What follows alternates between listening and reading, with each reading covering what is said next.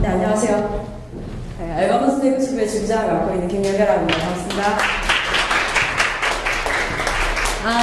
요즘 어떻게 지내? 제가 활동이 너무 힘들어서 포항으로 게스트하우스를 튀었어요. 튀어가지고 이제 외국인 많은 데로, 한국 사람 안 마주치는 데로 이렇게 제가 이제 방송을 타가지고 너 저 활동가? 이러는 거예요. 그래서 튀어가지고 이제 게스트하우스, 외국인 게스트하우스에 이렇게 숨어 있는데 거기에 사장님이 나 쉬고 싶은데 아무 말도 안 하고 싶은데 자꾸 말을 걸어요. 어디서 왔어요? 몇 살이에요? 뭐 하다 왔어요? 뭐 하다 왔어요? 직업이 뭐예요? 이렇게 하니까 제가 노조해요. 그러니까 그때부터 단절 뚝 노조 하세요. 그래서 참 내가 왜 이러고 있을까 그런 생각이 드는 거예요. 그래서 요즘 어떻게 지내? 이 사업 처음에 시작했을 때도 사실은 뭐 알바노조는 이런 데고요. 그래서 이제 이런 거 하고요. 이런 걸 얘기하고 싶어서 했는데 막상 또 하니까 내가 왜 이러고 있지? 이런 생각을 하게 돼서 좀 그런 것들 공유하려고 만들었습니다. 내가 왜 이러고 있을까?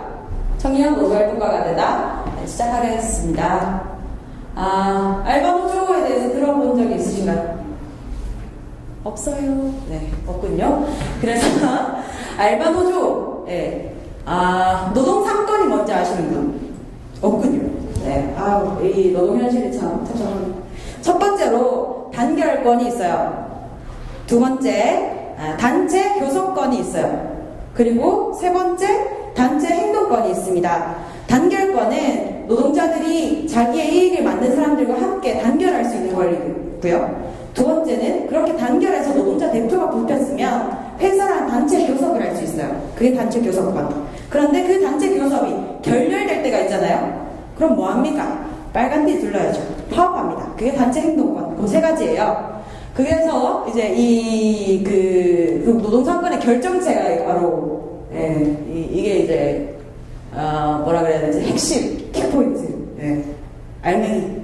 바로 이제 노동상권의 최고조죠. 꽃 노조입니다. 그런데 많은 분들이 알바를 알바생이라고 부르죠. 알바생은 뭐랑 결합된 말일까요? 아르바이트하는 학생. 알바생이 처음 등장했던 게 1920년대 일제강점기였어요. 고학생들이 너무 어려우니까 배고파서 일을 한다. 학력을 도우려고 학생인데 일을 한다. 이래서 알바생이라고 불렀거든요. 그런데 그 학생은 노동조합을 만들 수 있을까요? 없습니다. 학생은 학생회를 만들죠. 그러면 노동조합을 만들 수 있는 사람들은 노동자예요. 그래서 저희는 알바생이 아니라 알바 노동자라는 말을 쓰고 알바 노동자들이 뭉쳐서 만든 것, 그래서 알바 노조라고 합니다. 많은 사람들이 학생이기 때문에 너 용돈벌인데 노동자 그거 벌레 안 지켜도 되잖아 이렇게 얘기하는 게 너무 많았고, 나이가 어리다는 편견 때문에 막대한 사람들이 너무 많거든요. 그래서 저희는 알바생이 아니라 알바 노동자라는 얘기를 합니다. 이 알바 노조 들어보지 못하셨으니 어떤 거를 하는지 모르실 거고 제가 뭘 하고 이러는 게 뭔지 도대체 모르실 것 같아서 짧게 알바 노조의 사진을 좀 편집해 보았어요.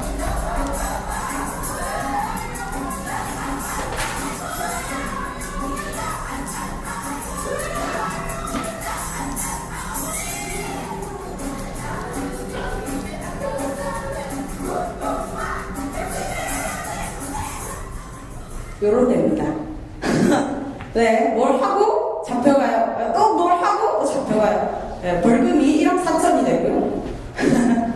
하여튼 요런 흔히 말하는 빨갱이죠. 트루 진성 빨갱이 김용효입니다.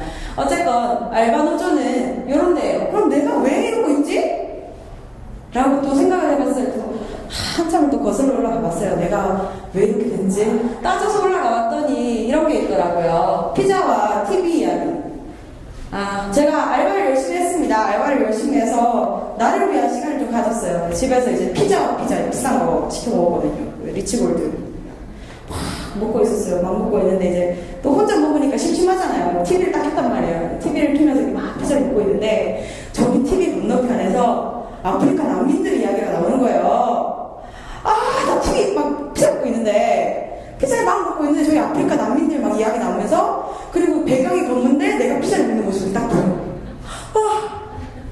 내 자신이 너무 싫은 거예요. 아니, 저 인간들이 저렇게 굶어 죽고 있는데 나는 피자 먹고 있네? 칼로리 걱정 없어. 나는 피자를 먹는 이 현실.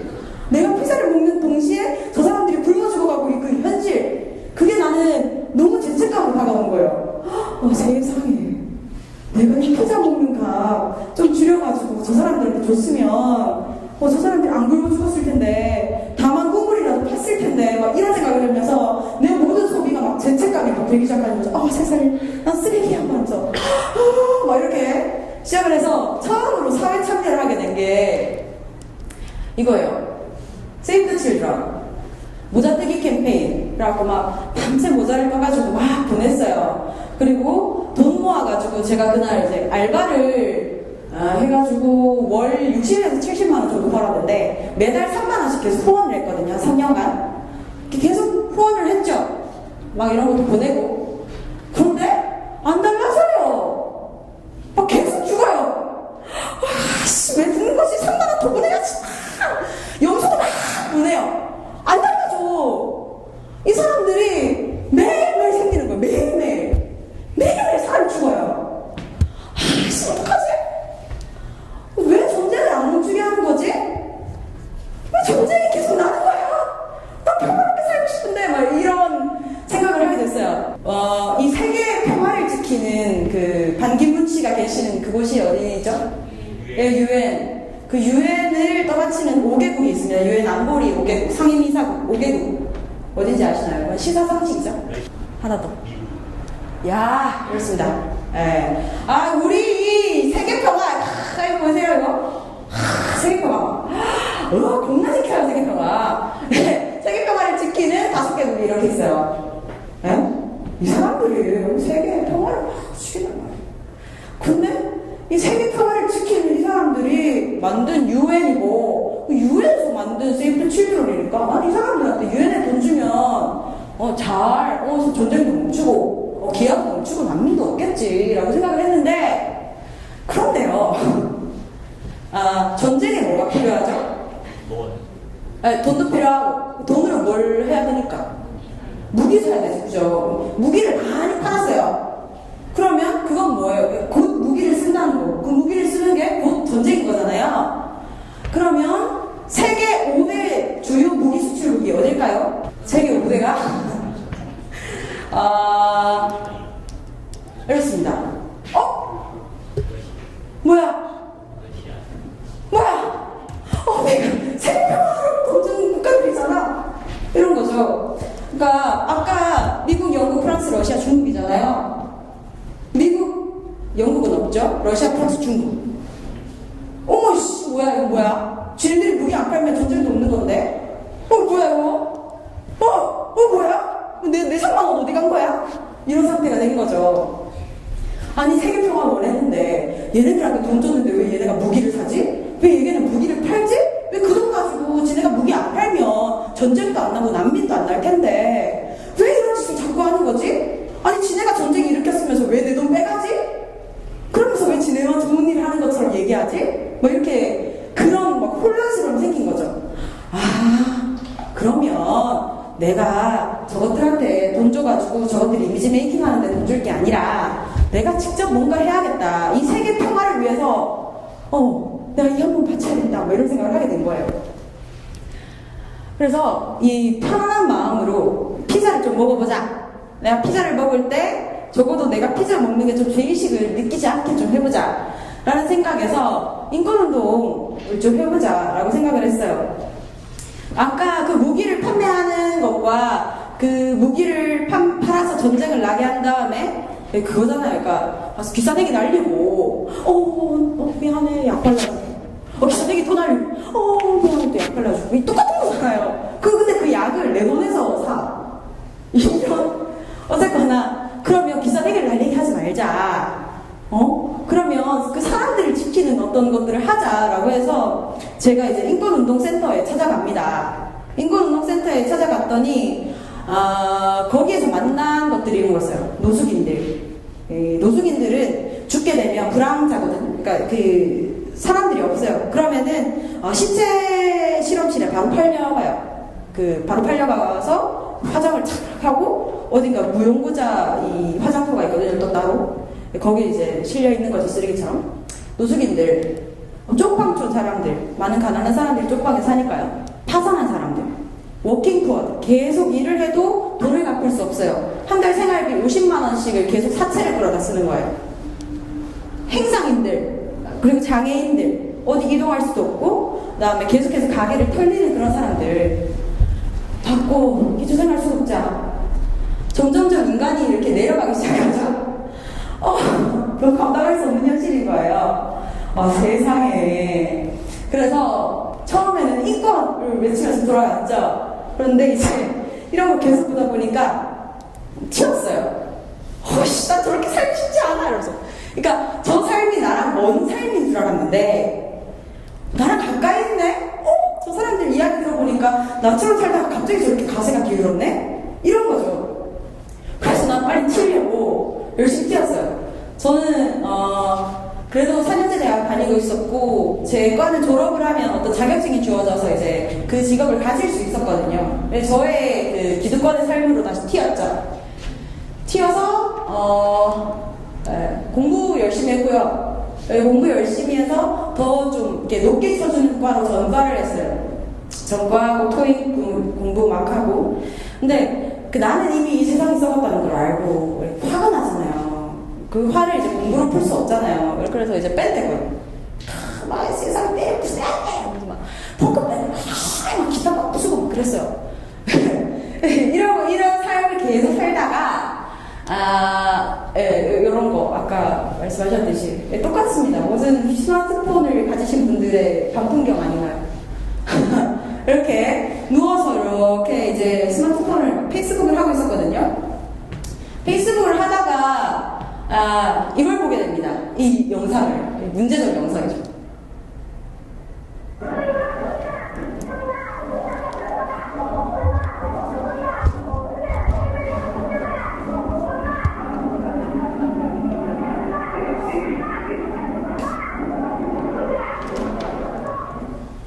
뭔지 몰랐어요. 뭐야?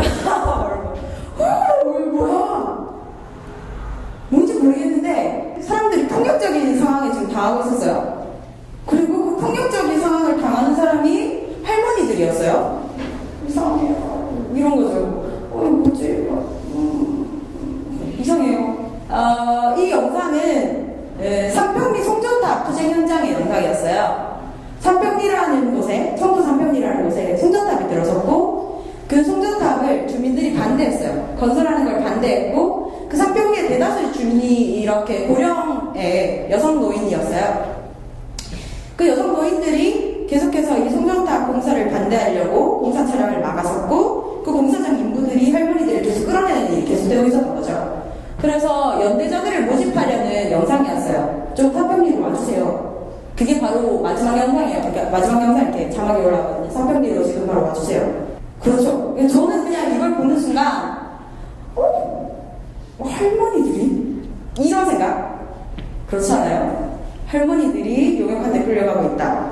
나는 그것에 그냥 삼평리를 가게 됩니다. 어머 갔어요. 이게 지금 뒤에 이제 노란 옷 입으신 분들이 공사장의 인부들이에요. 요 앞에 철문이 켜져 있고 저는 이제 이 공휘를 타고 이제 공사장 철문을 막고 있습니다. 굉장히 신나게 막고 있어요. 이렇게 공사를 계속해서 못하게 했어요. 그냥 이런 거죠. 팩보 하는데요. 경찰이 안 믿어요. 그러니까 제가 그 전에 이제 공사장 계속 출입을 막다가 경찰한테 잡혀간 적이 있거든요. 그래서 이제 경찰이 막 조사를 하는데 뭐 들어가 왔어요. 단체 뭐예요? 소속 뭐예요? 그때는 저는 그냥 팩보 보고 왔는데요. 이렇게 얘기했는데 배우세 이름이 이거 다 알아요. 뭐 이런 거예요. 팩보 보고 왔는데요. 안 믿어요. 안 믿어요. 기억하세요? 저 팩보 보고 왔습니다. 처음에 뻥 갔어요. 아무것도 모르는 상태여서 그냥 할머니들이 맞는다. 그게 안 된다. 그 생각으로 갔어요. 가서 이제 다른 주민들과 이야기를 하고 그다음에 연대자들과 이야기를 하면서 이런 사실을 알게 됐죠. 밀양 765 삼평리에 건설됐던 3, 4, 5kV의 송전탑은 송전탑은 요렇게 신고리 원전부터 시작해서 북경남 변전소로 가기 위한 송전탑을 설치하는 거거든요. 그러면 여기에 설치되는 이 송전탑들은 경북 지역에 가는 게 아니에요. 애초 계약은 경북 지역에 가는 게 아니었고 서울로 가기 위한 거였어요. 그러면 첫 번째로는 신고리 원전 왜 짓는데, 신고리 원전도 사실은 굉장히 부품 비리가 많아서 점차 늦어졌는데 이렇게 강경하게 할 필요가 없었거든요. 두 번째는 서울 근처에 쓸 거면 서울 근처의 발전소에서 소수력 발전을 이용하든 거기서 전기를 끌어가지 왜 여기를 이렇게 거쳐서 가는데, 그렇게 먼 거리를 가니까 이렇게 고압 송전탑을 설치하는 거 아니냐. 고압 송전탑을 설치하면 사실상은 굉장히 위험하거든요. 그전에 옛날에 블랙아웃 났었잖아요. 정전, 대규모 정전이 일어났잖아요. 대규모 정전이 일어날 수 있게 하는 주범이에요. 초고압 송전탑이. 이 초고압 송전탑이 한번 멈추면 이 지역 일대가 싹 다 블랙아웃 되는 거예요. 그럼 위험성이 있는 거죠. 그러면 어떻게 해야 되느냐? 발전소를 조그마한 걸 여러 개 지으면 오염도 적고 그래서 이제 블랙아웃도 나지 않을 수 있게 하거든요. 그렇기 때문에 이 초고압 송전탑을 반대를 했죠. 결국에 이 도시를 비추는 이 전기들, 지금 이 흐르고 있는 이 전기들은 누군가의 희생을 통해 왔고 누군가의 눈물을 통해 왔고 누군가의 삶을 짓밟으면서 온 거다. 그런 것에 대한 것들을 알게 되었죠. 청도 삼평리. 그래서 이 피자와 TV에서는 저 사람과의 나와의 거리감을 분명히 느껴졌어요. 거긴 아프리카고 난 대한민국에 살고 있으니까. 그래서 나 저 아프리카 사람 불쌍하니까 도와주고 싶어 라는 어떤 죄의식 같은 것들이 저를 이제 행동하게 한 거죠. 그런데 제가 이제 삼평리에 가서 느꼈던 것은 저 주민들과의 나가 연결되어 있다는 것을 느꼈어요. 저 주민들의 내가 지금 이 쓰는 전기는 저 주민들을 통해서 왔구나. 그러면 저 주민들의 문제는 나의 문제와 다르지 않은 것이구나 라는 연결성을 느끼게 됩니다. 나와 삼평리 주민들과의 연결고리는 곧 나와 또 다른 나들의 연결고리다 라는 것을 느끼게 됐어요. 그래서 이 삼평리 주민들의 문제가 나의 문제인 것처럼 나도 이 사회적 맥락 속에서 살고 있는 나도 내가 겪는 이 문제가 사회적 문제일 수 있다라는 것을 느끼게 된 거죠. 그리고 때마침 이런 일이 발생합니다. 알바생 너 강도 대구문화재단 문무학 대표의 갑질 해서 쭉쭉쭉쭉쭉 하다가 아르바이트생 A씨가 나옵니다. 얘가 누굴까요? 네, 접니다. 네, 이때 잘렸거든요. 너무 싸가지가 없다 이러면서 잘렸어요. 참나. 그래가지고 이때부터 나 알바고 내가 잘리는 이 문제가 사회적 문제구나. 그러면 내가 이때까지 알바를 몇 개 했지? 세려보니까 이 정도 했거든요. 17살 때부터 알바를 해가지고 이런 게 했어요. 내가 이런 알바를 하면서 뭘 당했지? 임금이 적었어. 생활비로 쓰기 너무 모자랐거든. 임금 체불 당했어. 그나마 적은 임금들도 체불 당했거든. 성폭력도 당했어. 그리고 야간노도 계속해야 했어. 건강이 나빠졌고 휴게 시간 주지 않아서 계속해서 서서 일해야 했어. 산업재해도 당했어. 다쳤는데 병원 안 보내줬어. 비정규직이야 다. 부당해고도 당했어. 성적 대상화 당했지. 폭언 당했지. 이런 문제들이 내 개인 문제라고 생각했는데 사회적 맥락 속에서 계속 이해가 되는 거예요. 따져보니까 이래요. 시간대 알바 노동자라는 것이 특정화되어 있지 않기 때문에 시간대 노동자거나 전임 노동자로 분류가 됩니다. 따져봤을 때 시간대 노동자는 2014년 8월 기준으로 203만 명이에요. 우리나라 노동인구가 1,500만 명이거든요. 1,500만 명. 네. 그 중에서 200만 명 정도가 시간제 노동자. 저임금 노동자는 월소득 200 이하로 받는 사람들이에요. 200 이하로 받는 사람들이 891만 명. 그러면 요 사이에 통계를 내서 한 500만 정도가 알바 노동자일 것이다 라고 추산을 하고 있어요.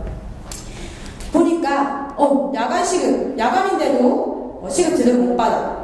근로수당도 주지 않고 제 계약서도 쓰지 않고 사대보험도 가입되어 있지 않고 휴게시간도 없고 주휴상도 지급하지 않아. 나 빼고 나만 알바 힘들다고 생각을 한 줄 알았는데 이런 걸 알고 나니까 다 이런 거예요. 너도 힘드냐? 나도 힘들어 라고 생각을 했어요. 그럼 도대체 이 알바 노동자는 어디서 왔는가 궁금하잖아요. 도대체 얘네들이 이렇게 많이 어디서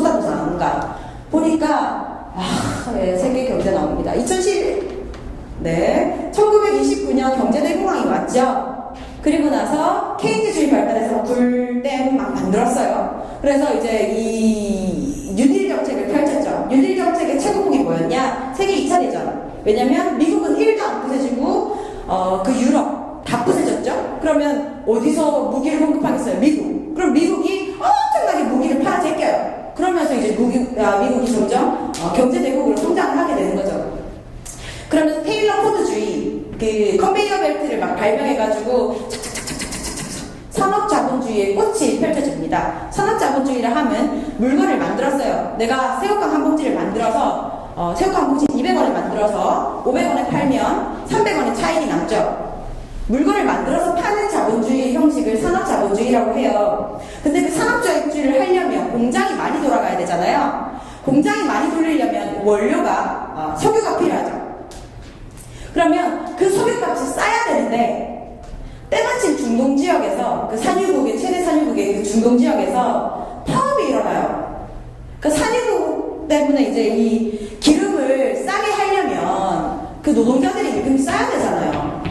그 산유국의 그 석유 노동자들이 임금이 싸야 되는데 걔네들을 계속 이렇게 착착착 때리면서 이래라 이러다가 그 노동자들이 아씨 못하겠다. 그래서 대규모 파업도 하고 이란은 70년대 80년대 민주주의 막 운동하면서 임금이 높아지고 뭐 이러면서 오일 쇼크가 오거든요.